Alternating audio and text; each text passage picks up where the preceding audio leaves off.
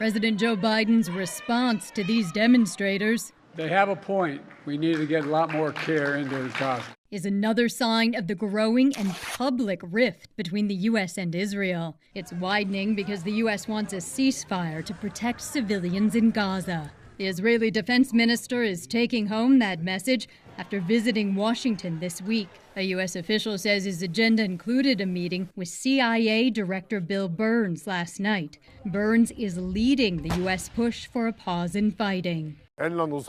We have no moral right to stop the war while there are still hostages held in Gaza. And here's a key moment from the minister's meeting with Defense Secretary Lloyd Austin yesterday. Well, Mr. Minister, I look forward to discussing how we can dramatically and urgently ease the humanitarian crisis in Gaza. Today, another sign of the rift is that top advisors to Israeli Prime Minister Benjamin Netanyahu are not in Washington as planned. We wanted to have that meeting with Israel to present to them an alternative way to accomplish their legitimate security goals. Netanyahu says he canceled because the U.S. abstained from a UN ceasefire resolution vote instead of vetoing it. Now the U.S. is going further and backing it. The UN Security Council resolution carries weight and should be respected. I'm Amy Kiley reporting.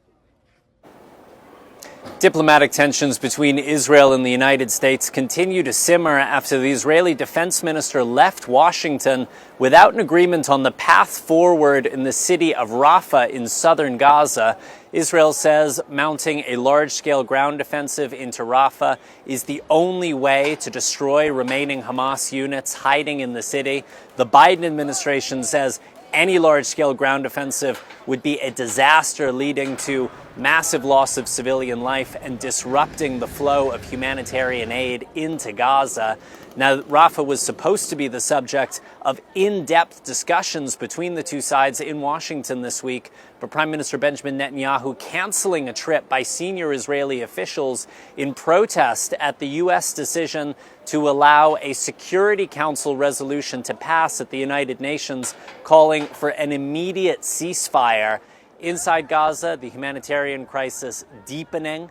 12 people apparently drowned, according to local officials in Gaza, swimming out to sea trying to recover aid that had been dropped by parachute.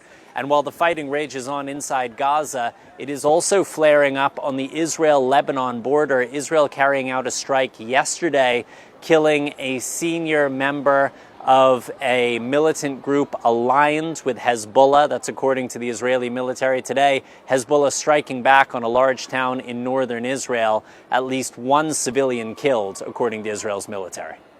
Raf Sanchez, NBC News, Jerusalem.